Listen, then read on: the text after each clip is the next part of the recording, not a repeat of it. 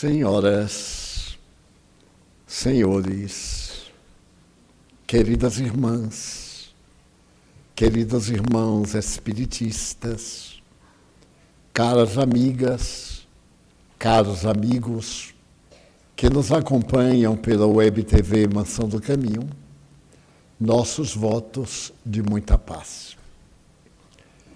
Entre as alegrias que nossa casa experiencia, e à noite de hoje temos o prazer de receber a Federação Espírita Espanhola, na pessoa do nosso querido Davi, seu presidente, do nosso Manolo, da Loli e de um grupo de amigos em visita a Salvador, e especialmente às atividades espirituais da nossa casa.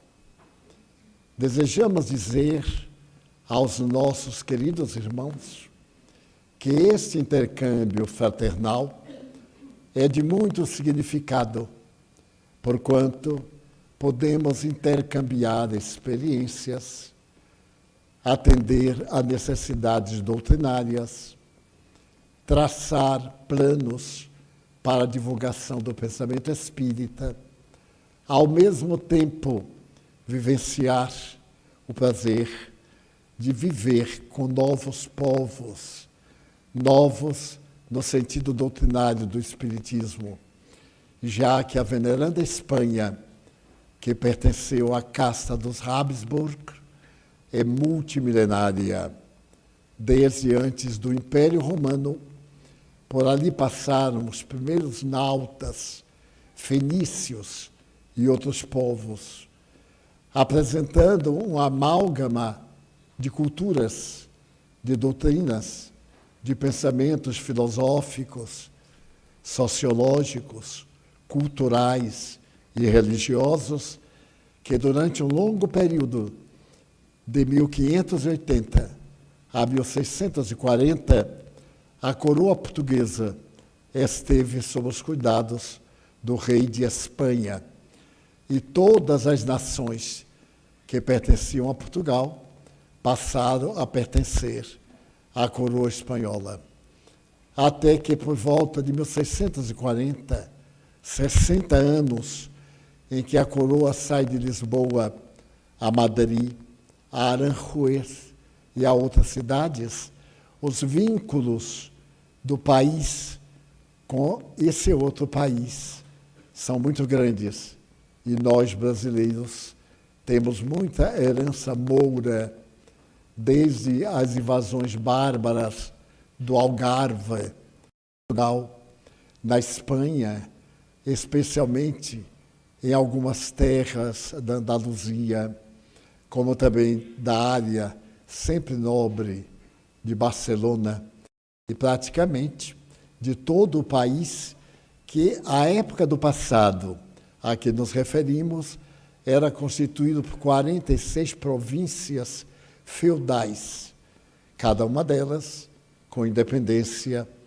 lutando tenazmente contra a Casa dos Bourbons, a família Capeto da França, até o momento em que, depois da Guerra dos 30 anos entre a França e a Alemanha, os Capetos cedem e tombam através de Luís XVI e Maria Antonieta, guilhotinados a partir de 1790.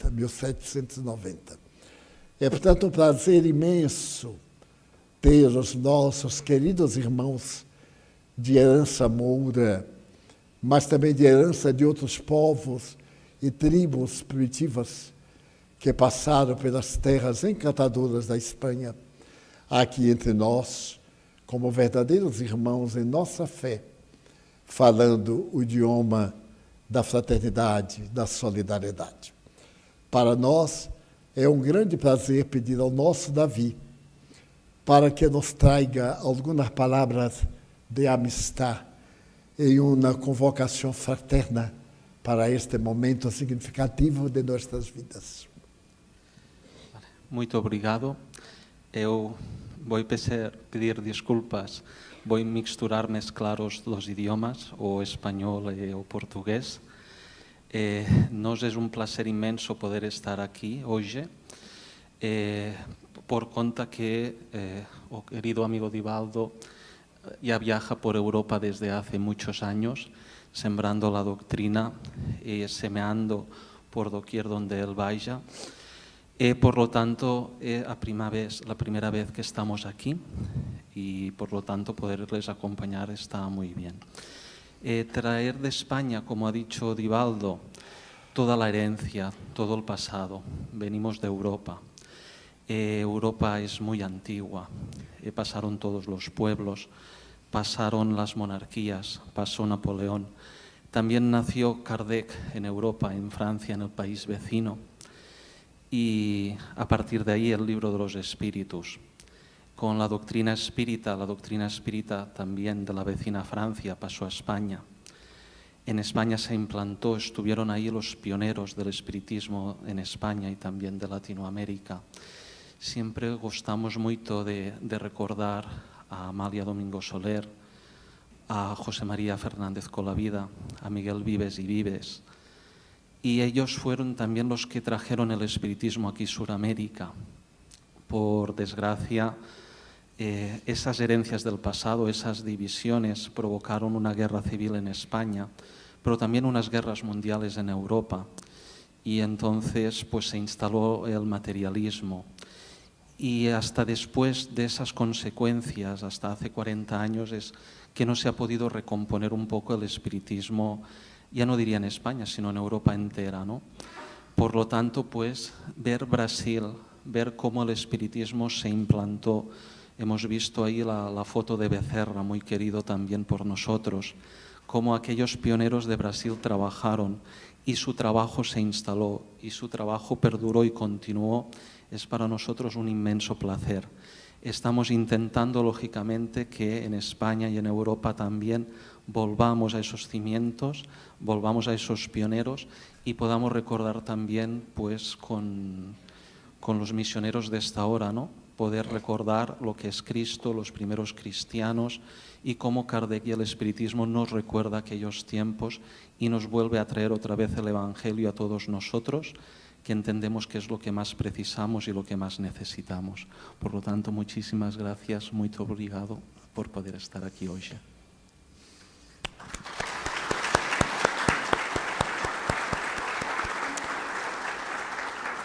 Congratulações por el acento catalão perfeitamente brasileiro. Os nossos amigos residem em Reus, próximo a Barcelona, e é a área da Catalunha, famosa, que luta pela sua independência até hoje, constituindo um dos grandes problemas políticos da Espanha. Mas como aqui estamos com a fraternidade cristã, somos todos irmãos, sob a liderança de um único homem, que é aquele que é o nosso guia e modelo, conforme disseram os espíritos a Allan Kardec. Bem-vindos todos, estão em sua casa. Na tradição indiana, há um momento muito especial quando o jovem de menos de 15 anos desperta para as realidades psicológicas da vida. Chamado Kim, ele descobriu que a vida deveria ter um sentido. E por esta razão, ele foi perguntar aos religiosos qual era o sentido da vida. E no amálgama de religiões dentro do seu país, e na periferia, em outros países, o Tibete e etc., a resposta era unânime. O sentido da vida tem que ser descoberto por cada um. Cada um de nós tem um objetivo existencial e ninguém está informado de saber qual é. porque faz parte da sua trajetória evolutiva. Mas a resposta, mais ou menos desta forma, não atendia às necessidades intelectuais de Kim. E ele resolveu dirigir-se ao mosteiro para ali meditar. E na meditação, ele descobriu que há vários ramos, desde a meditação discursiva até a meditação contemplativa, e procurou entregar-se a ambas, a princípio, imaginar, conceber Deus, conceber o inconcebível e deixar de lutar contra as paixões terrenas. Na contemplativa, apenas vencer-se e contemplar a realidade divina. Mas quando ele completou 18 anos, ele resolveu abandonar o mosteiro budista e saiu a caminhar pelas estradas da vida, como era muito comum. Então, certo dia, ele encontrou à borda de um caminho que levava a precipícios um homem de idade avantajada. Este homem carregava uma cesta especial. A cesta era coberta por uma tampa de vime e havia 2 alças, através das quais ele colocava a cesta às costas. Chamava Sartebrus. E ele perguntou: você poderia me dizer o sentido da vida? Você que já viveu muitos anos, que já vergou ao peso das aflições. E Sartebrus, que era de temperamento introspectivo, olhou interrogativo para o rapaz e não lhe disse nada. Então, Kim entendeu que aquele homem era a sua resposta. Mas para poder arrancar-lhe algo do íntimo, era necessário conviver, acompanhá-lo. E, a partir daí, tornou-se-lhe o companheiro dedicado de todas as horas. À medida que marchavam, o homem tinha os mesmos hábitos. Antes de deitar, ele tirava o peso das costas, abria, olhava, tinha uma expressão de desalento e fechava a cesta. E Kim achava curioso, porque um dia desejou olhar o que era que tinha dentro daquela cesta pesada. E o homem olhou repreensivelmente e disse: enquanto eu viver, eu não deixarei você olhar a minha cesta. E cobriu-a. Alguns anos depois, o cansaço, a velhice, a doença e a morte arrebataram Sartebrus. E Kim, que já o amava, aquele homem sereno, gentil, silencioso, sempre andando, sempre buscando algo que ele próprio não sabia o que era, se encarregou de sepultá-lo. Deu-lhe uma sepultura digna, colocou pedras sobre o seu corpo já sepulto. E agora chegava o grande momento.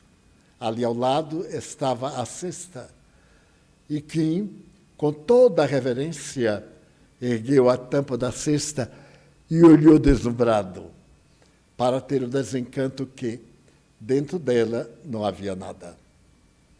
O homem que carregava o seu destino era um homem que se ignorava a si mesmo. Era uma vida vazia, como diria hoje a psicologia moderna. E não pode haver peso maior do que a vida vazia. A vida sem meta, sem objetivo. Essa vida que não tem um objetivo não é uma vida, é uma vegetação da vida. Porque a verdadeira vida é aquela aureolada pela inteligência, que leva do instinto à razão, da razão à angelitude, da angelitude à integração do Espírito Divino.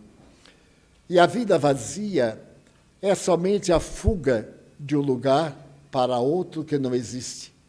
de aspirações que jamais se concretizarão. Então, o sentido da vida para Kim era descobrir-se qual o fardo que ia carregar.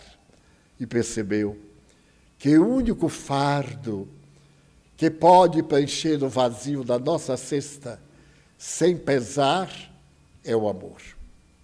O amor é esse sentimento inato de tudo por tudo, da vida pela natureza, da natureza que ordena a grandeza da vida. E segundo a tradição indiana, foi exatamente neste buscar o objetivo da vida que Krishna, o mais notável ser espiritual da Índia, certo dia, desceu à Terra para poder dizer qual era o sentido da vida. E depois de examinar as populações terrestres, escolheu um jovem, portador de uma beleza física ímpar, chamado Arjuna. Arjuna era um jovem de descendentes nobres, no sentido da hierarquia espiritual. E ele andava procurando aliar a beleza do físico à beleza do emocional. E então Krishna chamou e lhe disse: o sentido da vida é uma grande luta. Quando a divindade nos fez, colocou em nós duas forças poderosas, de onde surgiram duas grandes raças. Uma delas é a raça dos Kurus e a outra é a raça superior. A raça superior governa a criatura humana e os Kurus deveriam submeter-se aos Pandavas, que são os seres mais extraordinários. Nada obstante, porque os Kurus são rebeldes, os Pandavas não têm outra solução senão matar. Porque na realidade orgânica, a vida começa no berço, termina no túmulo. Mas na realidade real, a vida precede ao berço e sucede ao túmulo. O túmulo como berço não são entrada nem saída da vida, são portas pelas quais o psiquismo viaja de um estado para o outro. Mas quando ele desperta os Kurus que estão dentro dele, lutam, atormentam, e os Pandavas que estão também dentro dele, não tem outra alternativa, ou matam ou são mortos. E ele diz: mas são parentes? Sim, são irmãos. Mas como eu poderei matar os meus irmãos? Eu sou Pandava. Sim, mas também tu és Guru. E como Guru, tuas paixões inferiores propiciam-te o prazer da carne. Mas, ao mesmo tempo, na tua verticalidade para Deus, os Pandavas pensam na vida depois da morte, na verdadeira plenitude. Ele disse: mas não estou a entender nada. Quem são os Pandavas? São as virtudes. E os Kurus são os vícios. Os vícios são mais numerosos do que as virtudes, porque cada vício é acompanhado de outros subvícios, até ao aniquilamento da criatura humana. A verdadeira sabedoria é estabelecer o reino de Deus num coração Pandava, um coração afável, um coração que supera, mas tem que matar. Mas então ele não é bom. Sim, ele é bom, porque matar, nesse caso, não é destruir, matar a tendência e transformar o espírito Kuru em um Pandava. Porque o instinto o primitivismo evolui. E à medida que ele evolui, ele se transforma. À medida que a alma abraça o ideal, ela se amolda ao ideal. E chega um momento em que não se sabe o que predomina, se é o ideal no indivíduo ou se é o indivíduo no ideal. Há uma perfeita identificação, uma fusão de sentimentos. E então esta é a busca da verdadeira felicidade. E Krishna cantou então essa obra magnífica que tem mais de 7.000 anos antes de Cristo. Portanto, 9.000 anos aproximadamente. A luta do bem e a luta do mal. O que é o bem? Perguntou Allan Kardec aos espíritos. E eles responderam: é tudo aquilo conforme a lei de Deus. E o mal? É tudo aquilo que se opõe a isso. Qual é o sentido da vida? Obedecer às leis de Deus. Mas como as leis de Deus estão sintetizadas apenas em uma lei, que Allan Kardec, no Livro dos Espíritos, na parte terceira, chama lei natural, a lei da vida, a lei do amor, é necessário examinar a lei de amor em nossas existências, em nossos sentimentos, e nós vamos ver que a lei de amor não é apenas um sentimento. Afeiçoar-me, eu me afeiçoo e passo a possuir o afeiçoado, porque ele é meu. Não, ninguém é de ninguém, nada é de ninguém. Por isso que o fardo é um cesto vazio, porque as virtudes não têm peso, elas não geram aquela anarquia da perturbação. Daí é vazia a cesta, carregando as suas próprias virtudes.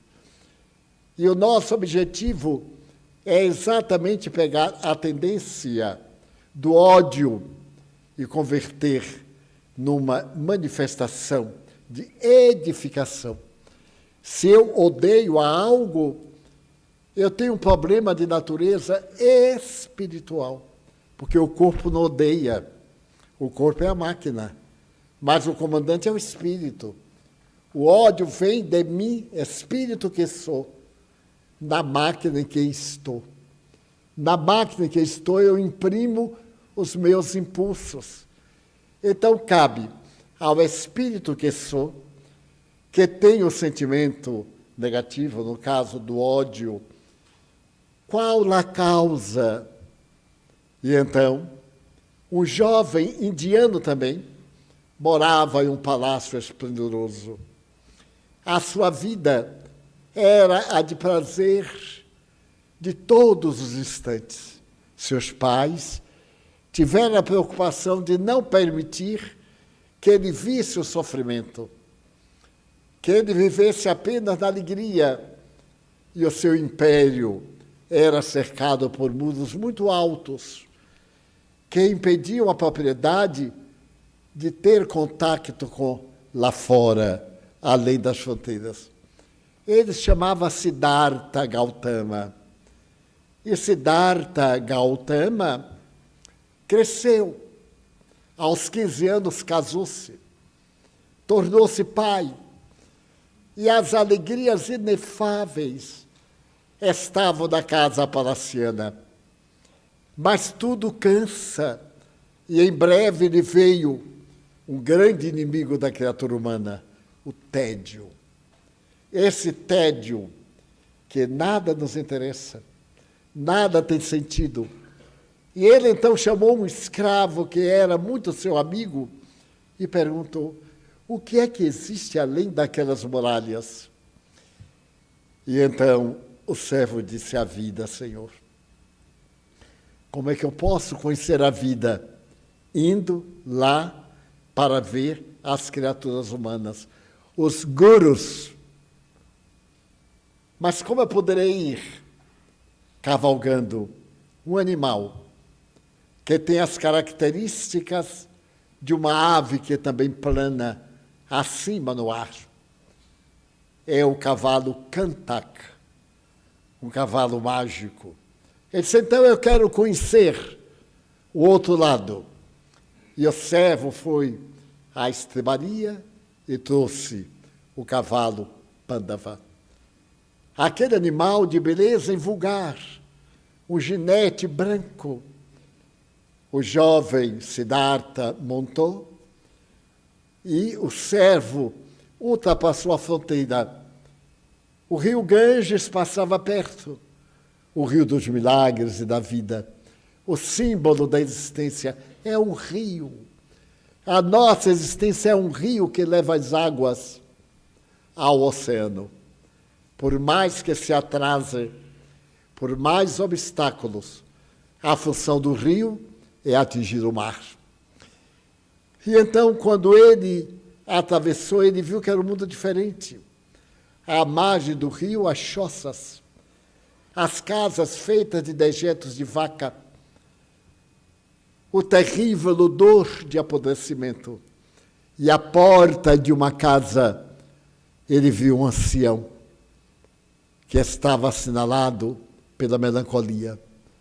Ele perguntou, mas que tem ele? E o discípulo disse, Senhor, a velhice. Tudo aquilo que vive, envelhece. É uma fatalidade Pandava.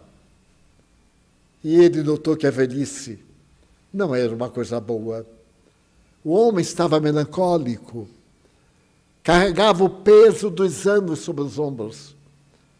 Estava triste. E ele ficou triste. Ele que era jovem, que era belo, que era rico, que tinha tudo. Mas continuaram a andar e perceberam que à margem do rio havia várias fogueiras e numa delas havia um grupo que cantava uma música triste, uma melodia de lágrimas. E ele perguntou, mas o que é isto? E o servo disse, é a morte, Senhor. A morte das ilusões. Chega o momento em que o corpo, que é uma ilusão, desagrega-se. A este fenômeno nós chamamos a morte. Todos. Ninguém se exime deste fenômeno. Ele então ficou meditando, ainda mais triste, e foi adiante.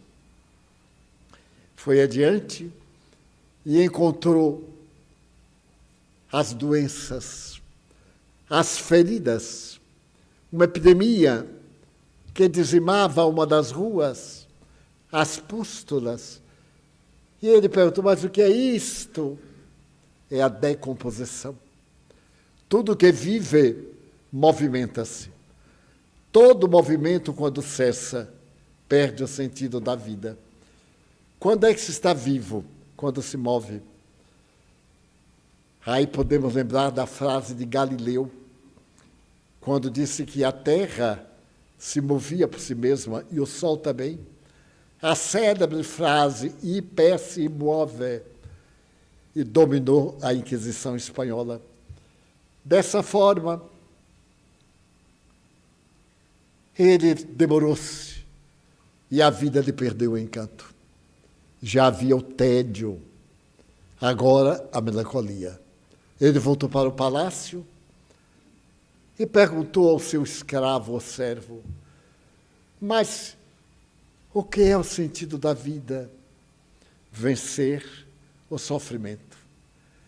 Toda vida tem sofrimento, porque sofrimento é desgaste.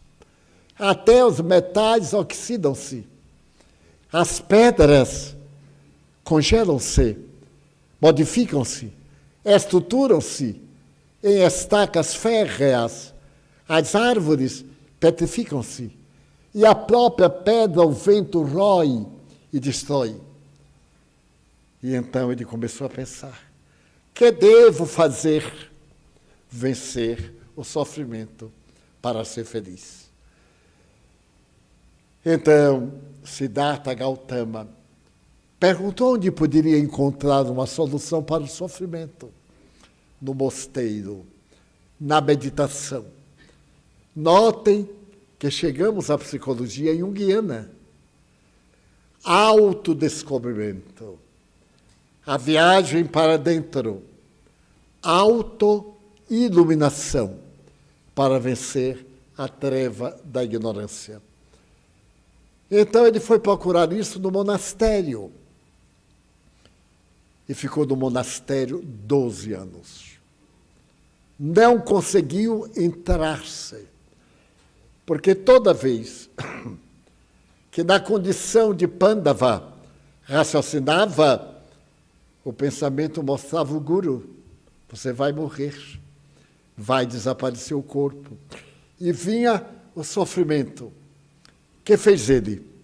Abandonou com mais 3 monges aquele eremitério e saíram a caminhar. Em toda a história da autobusca, se tem que caminhar. Ela não chega de presente, se tem que ir buscar. E ele saiu a caminhar. E notou uma coisa curiosa. Ele sabia que um dos curos é a luxúria, a sensualidade. E certo dia, ele mandou 2 auxiliares realizarem qualquer uma coisa. Um era jovem, o outro era idoso. Os 2 partiram. E quando chegaram a um córrego, havia uma jovem mulher muito bonita. Ela usava apenas a saia. Era comum na aldeia. E o buço chamava a atenção. Então ela tentava entrar no rio, no córrego, e recuava. Então o monge mais jovem perguntou: o que é que você pretende? Ele disse: passar. Mas eu tenho medo da água. O jovem sorriu, carregou-a, colocou-a no ombro e atravessou. O monge mais velho teve um choque e olhou de maneira repreensiva, mas o rapaz não se incomodou. Quando chegaram perto do Ashra, a casa em que estava Siddhartha, o monge mais velho disse: eu quero lhe dizer que vou denunciá-lo ao mestre. Porque, como você sabe, o contato com a mulher é um contato guru, é uma inferioridade. Então eu vou dizer que você segurou uma mulher. Então o jovem deu-lhe uma resposta: é verdade. Mas eu segurei a mulher lá, no córrego, e você vem carregando a mulher na cabeça até agora. Ele foi tomado de surpresa. E então, Gautama, depois de ver que o pensamento é que era o responsável pelo seguro, ou seja, Pandava, estabeleceu as 4 nobres verdades. Tudo na vida é sofrimento. É a primeira nobre verdade do budismo. Segundo, se há um sofrimento, tem que ter uma causa. Se a causa não é de hoje, é de ontem. A segunda nobre verdade, a reencarnação. A terceira nobre verdade, se a causa é de hoje ou de ontem, pouco importa. Mas há de se encontrar a solução para o sofrimento. Terceira nobre verdade. E a 4ª nobre verdade, os métodos para poder libertar-se do sofrimento. Aí Siddhartha Gautama continuou andando. E no mês de agosto, em uma noite lunar especial, no sul da Índia, na Praça da Gazela, diante de uma multidão, levantou-se aquele homem ainda jovem, não tinha 40 anos, e disse: eu vos trago a liberdade. Eu vos trago a razão da vida, a maneira de sobreviver. E citou as 4 verdades. Tudo na vida é sofrimento. Mas se há um amor, esse amor não gera sofrimento, porque todo amor dá uma compensação pelo ato de amar. Eu amo alguém que não é simpático, que não gosta de mim. E é claro, qual é a recompensa? A ingratidão, a estupidez. Mas o amor me diz que se eu trabalhar para olhar da pessoa alguém que é uma necessidade, não é que tem uma necessidade, eu me sinto compensado, porque dele eu não quero nada, dele, indivíduo, masculino, feminino, objeto, pessoa ou coisa. Então é esse sentimento de amor, fazer a outrem o que deseja sempre que outrem lhe faça. Então, aproximadamente 900 anos depois, nasce Jesus. E nasce numa manjedoura. É uma gruta calcária, em Belém de Judá, a 7 quilômetros de Jerusalém, cidade chamada divina, profética, porque ali a imortalidade cantou na boca dos profetas, dos sikhs, na expressão indiana. E graças a isto, a esta canção, a terra Jerusalém, Jerusalém, era considerada a terra de Deus. Mas de um Deus único, aquele Deus sem face, aquele Deus que está na pedra, aquele Deus que está em a natureza, mas aquele Deus que que somos. Cada um de nós é um Deus, com D minúsculo, porque cada um de nós pode fazer tudo que Jesus fez como Filho de Deus. Ele próprio o declarou. Então vem Jesus e não traz nada, nasce numa estrebaria. Por que estrebaria? Porque nas noites invernosas, até hoje, os pastores levam os animais domésticos para aquelas grutas. É uma região de grutas, como existem muitas, em muitos lugares, transformadas até em residência. E esse homem, que não tem nada, diz, eu sou a luz do mundo. Porque a missão Pandava é transformar-se numa chama, que os esoteristas, os teosofistas, denominam como a chama divina. Os rosacrucianistas, todos eles sublimam a perfeição numa chama, numa labareda. Como no infinito, todas as religiões se encontram, mudando de palavras e de caminhos. Mas o fim é o mesmo. O objetivo, a etapa final, é perfeição. É o estado luminoso. Quando perguntaram a Jung, o que é que você faz de sua sombra? Torno-a dourada. Isto é, eu faço que o meu defeito se transforme numa virtude. Eu tenho o hábito de mentir, sombra, defeito, mau caráter. Mas aí eu passo a ser verdadeiro. Eu adorno a minha sombra de uma aura de ouro. Eu a torno dourada. Todos nós aqui temos a sombra dourada. Quanta coisa nós já melhoramos. Quantas necessidades falsas nós substituímos por necessidades reais.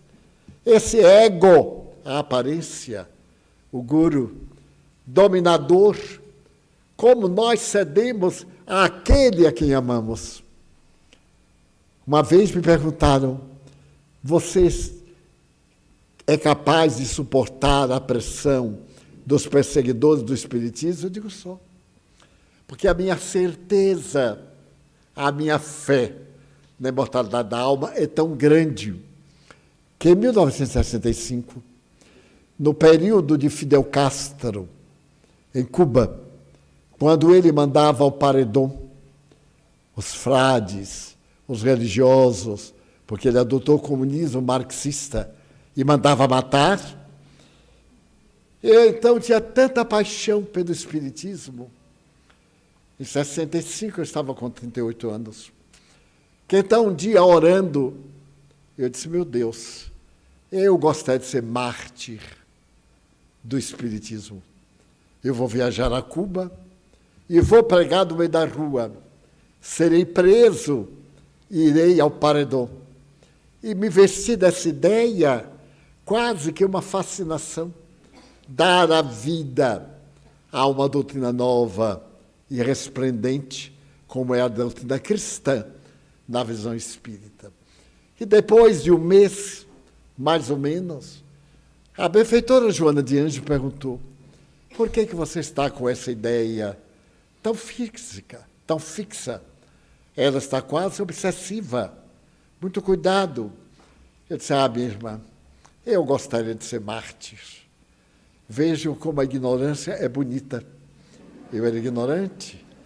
E então ela disse assim, e você quer dar a vida? Eu disse, quero. Então, eu vou pedir ao Pai Francisco de Assis para ele interrogar a Jesus se ele, Jesus, aceita a sua vida. E depois eu lhe digo, que alegria. Eu quase não me alimentava de alegria. Vivia cantando de alegria, mas não chegava a resposta. E eu fui murchando. Mais ou menos um mês depois, ela me apareceu sorrindo e me disse, meu filho, Pai Francisco me deu uma boa nova. Jesus aceita o seu holocausto. Já me preparei para falar castelhano e poder morrer. Aí Joana fez uma pausa e disse, só que você quer morrer fuzilado, não é? Sim, senhora. Ele disse, não, isso é muito rápido.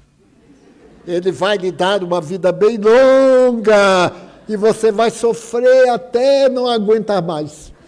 Aí você morre. Ai, que arrependimento eu tenho de ter pedido isso há 30 anos. Porque o sofrimento é a transformação do Kuru no Pandava. Vencer as minhas más inclinações. E cada dia a gente vai descobrindo outras que estão mascaradas. Ela sorriu muito, porque viu minha decepção. Ela disse, você não quer dar à sua vida coisa nenhuma, meu filho.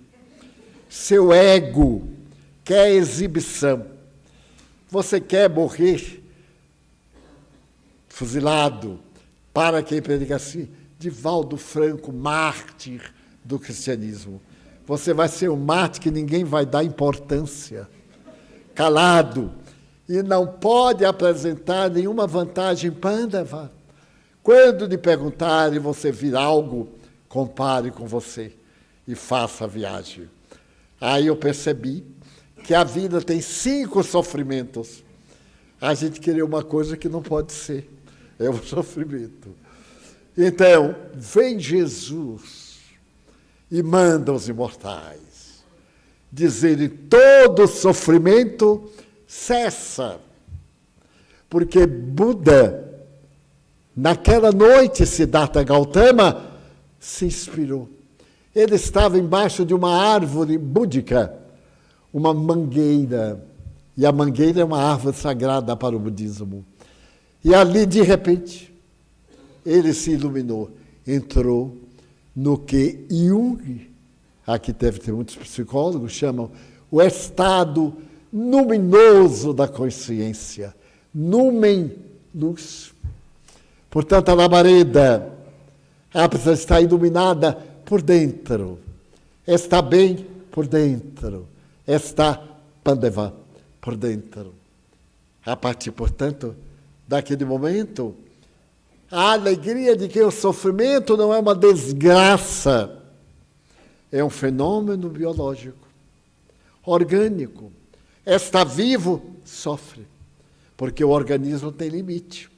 E tudo que tem limite produz dor, porque o ego nosso quer sempre ir além do limite. E toda tentativa para ir além do limite, a pessoa escorrega no estado cru, no vício, numa dependência. Mais tarde, vem Allan Kardec. Notem que eu citei várias crenças religiosas. Vem Allan Kardec e estabelece que a verdadeira lei do universo é a caridade. E escreve em O Evangelho segundo o Espiritismo páginas de uma beleza poética, ética, verdadeira, incomparáveis essas páginas. Eu sou a caridade. Acabo de fazer o meu giro, e quantas almas eu vi, mães que erguiam filhos, o peito magro, não tem mais leite para dar. E elas diziam, que será de meu filho? Acalmai-vos, porque almas caridosas estão reunidas para poder atender a vossa fome, a vossa necessidade. Acabo de passar num grupo de mulheres que costuram, porque o inverno vai ser rigoroso. E enquanto costuram, um homem lê o Evangelho para elas. E na leitura do Evangelho dá-lhes forças a todas. E todas se comprazem em tornar o inverno menos rigoroso que virá para Paris. Eu sou a caridade. Quem é que não se deslumbrou ainda com essas páginas que estão no Evangelho segundo o Espiritismo, firmadas por uma jovem chamada Caritas, caridade. Caritas, mártir cristã do primeiro século de cristianismo. Então, a caridade a que se refere Allan Kardec é transformar as tendências negativas em tendências luminosas. Essas manchas de luz, clareando a nossa escuridão, tornam-nos luminosos, autoconscientes. Um dia perguntaram ao Chico Xavier, como é que você se sente, Chico? Sempre bem. Mas por quê? Porque apesar de ser como sou, muito criticado, muito combatido, ter muita gente se tornou inimiga, Jesus me aceita como eu sou. E Ele me quer na sua fileira exatamente como eu sou. E me dá os recursos para ser o que sou. Este homem extraordinário, eu vi. Ninguém mostrou, eu vi. A roupa umedecer de perfume. Pegar de uma xícara de café e a xícara suar. Um suor. Eu vi a enfermeira alemã Sheila, uma jovem de 16 anos, loura, o cabelo descido, num quarto escuro onde éramos 5 homens, tudo trancado. Ela me fazia uma aplicação de radioatividade na garganta, quando eu estava com uma problemática de voz, em 1954. E falar para mim sorrindo, que não entendia nada me falar alemão. Ela sorrindo me dizia assim, vá doler muito. E quando ela me fez a aplicação, eu não dei um grito, eu dei um berro, que abalou o quarteirão. E saí dali com a voz ótima. Nunca mais tive nada. E ainda me deu, porque eu digo, eu estou delirando. Sheila, eu estou delirando, isso é uma fantasia da minha mente. Não é possível. Você me dá algo para eu guardar? Ela disse, o que é que você quer? Um pedaço do seu vestido. Ela estava vestida de enfermeira. Ela então pegou a aba da enfermeira e deu. Eu então rasguei e tenho até hoje dentro de um vidro. Em nosso Museu de Ciências, nós temos um pedaço da roupa dela. E ela sabia que eu gostava muito de uma flor que eu não sabia o nome. Era o Edelweiss. Ela disse assim, Até logo, Divaldo, e começaram a cair amores perfeitos dobrados. Eu tinha coleções aqui em Salvador. Eles não são os da Bahia, não. Esses aqui são de Mont Blanc, na Suíça. E me deu Edelweiss. Eu tirei o lenço rápido, abri e caía, chovia. Eu estava, portanto, talvez em delírio, mas as flores estão murchas até hoje, guardadas daquele dia inesquecível. E o mais importante, a minha problemática de voz desapareceu completamente. E mais ainda, ela passou a visitar nossa casa. Tornou-se nossa amiga, a ajudar-nos, a socorrer-nos. Na hora dos passes, quando encerramos aqui, ela é a nossa madrinha e tem uma equipe de espíritos da alta equipe de materialização que vem para fluidificar-nos, para transformar os nossos momentos gurus em estados pandavas, de alegria, de paz. Então, Allan Kardec fala da caridade. Mas o que é a caridade? É o amor em ação.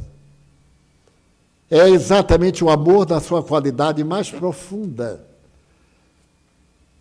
Fazer sem sentir a presunção de estar fazendo. Sem saber a direita do que faz a esquerda. E eu costumo dizer aos meus irmãos médiuns, quando nós damos um passe, nós nos damos, a energia é nossa, física. Quando o Chico Xavier me aplicava os passes, chovia aquele vapor suave de perfumes variados. E como ele era muito gentil, a primeira vez que eu notei, nós caminhávamos do centro espírita à casa do seu irmão André, pela madrugada, uma madrugada muito fria. E, de repente, eu senti um perfume de violetas. E disse, ai, Chico, braço dado, que perfume. Ele disse, é, meu filho, é inverno aqui em Pedro Leopoldo. Mais adiante, eu senti um perfume de rosas. E não aguentei. Eu sou baiano, né? Digo, Chico, olhe, sinta. Mas quando eu me voltei, eu senti que saía dele, de dentro do paletó. Eu disse, ué, está saindo de você. Ele disse, não, Divaldo, se fosse de mim, o que sairia era Detefon. A simplicidade. E então ele abotoou o paletó. E foi nessa noite que eu vi, quando ele pegou a xícara começou a vazar perfume. E cada pessoa na sala, com lâmpada spotlight, acesa, cada um pegava na asa da xícara, estava úmida, com perfume especial. Eis aí o amor. E, no entanto, como ele foi perseguido. Como ele foi maltratado. Mas como respondeu ao mal, com o bem, a caridade. Ele estava muito mal, muito frágil. E os amigos disseram, não vá hoje, Chico. Ele ia quase carregado. Demorava entre meia hora e 1 hora para atravessar a sala com 2 amigos ao lado. Ele então disse, mas como não ir? Aqueles cujos filhos morreram necessitam de uma palavra de consolo. Aqueles que não entendem da vida nem da morte necessitam. E Deus me deu a possibilidade de trazer-lhes os mortos queridos para que eles tenham vida. E até a véspera da morte, ele psicografou. Sem forças de segurar o lápis. A última psicografia do Chico foi filmada pelo Fantástico. E a repórter, acho que é Ana Mariana, uma morena, muito inteligente essa moça, ela disse, olha, está saindo do papel, porque era um poema de Maria Dolores. Lindo. Daí a caridade, que o Espírito nos recomenda, é tudo isto que eu falei, sintetizado na grande mensagem que Allan Kardec nos deixou em nome dos Espíritos. Fora da caridade não há salvação. não falar mal do próximo, que é guru, não devolver mal por mal, que é guru, desculpar, porque o outro é ignorante. Quem faz o mal ignora o bem, então ele é ignorante. E ao ignorante não deveríamos levar a pedrada, mas sim o alfabeto. E no caso, o alfabeto divino. Eis porque, ao receber a visita dos nossos irmãos espanhóis, desejo que as suas mãos se floresçam de bênçãos, numa Europa em decadência, ou melhor, uma Eurásia em decadência, como todo mundo atual será transformado em escombros sobre os quais será erguida a era nova da fraternidade, da solidariedade, do amor, da doutrina Pandava de Buda, da doutrina do amor de Jesus Cristo e da nossa amada doutrina espírita da fraternidade, da caridade, sem a qual não há salvação. Vamos preparar-nos para nossos passos.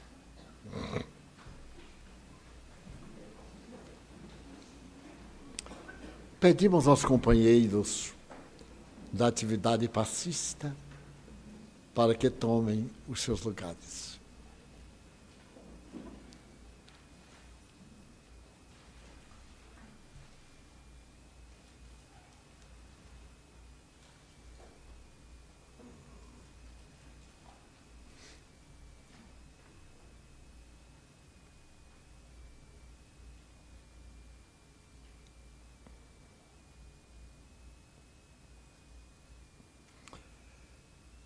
Jesus, amigo,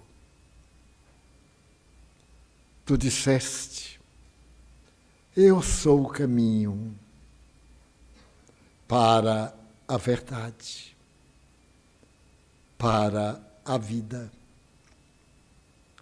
Convidaste-nos à hora terceira, a última, a trabalhar na tua vinha. Esperamos que nos ofereças o mesmo salário daqueles da primeira hora.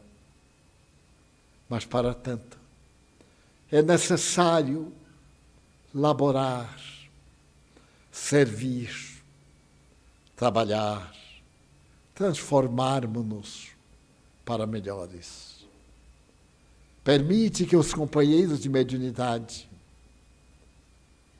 possam transformar as energias gurus em energias pandavas, sob as bênçãos sublimes do Altíssimo, a fim de que possamos sair daqui novos, renovados, entusiasmados, com o sentido da vida, com a nossa cesta de sátermos cheia de luz, para que nossa estrada não haja sombra.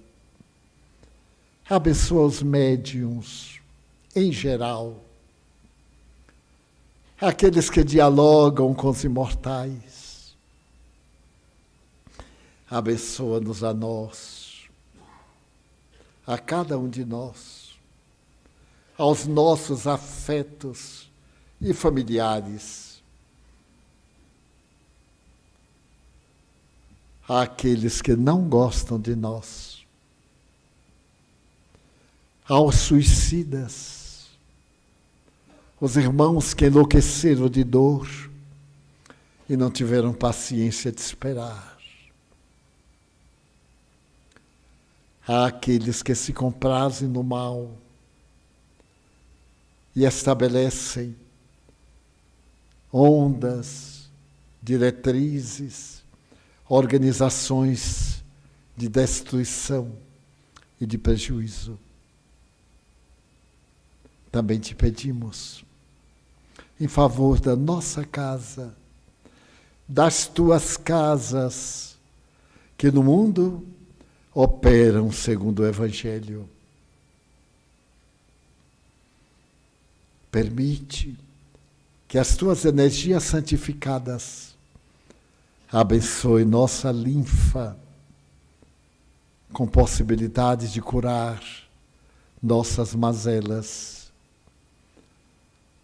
Ajuda-nos, com teu amor inefável, a ter paz, paz interior, paz familiar, paz na terra. Neste momento tão grave, nós te pedimos bênçãos para a sociedade terrestre e para o mundo novo que começa no meio de tantas lutas. Agradecemos a noite de bênçãos e em teu nome, em nome de Deus, da Mãe Santíssima e dos Espíritos bons, encerramos a nossa reunião, formulando votos de harmonia para todos nós. Está encerrada a nossa sessão.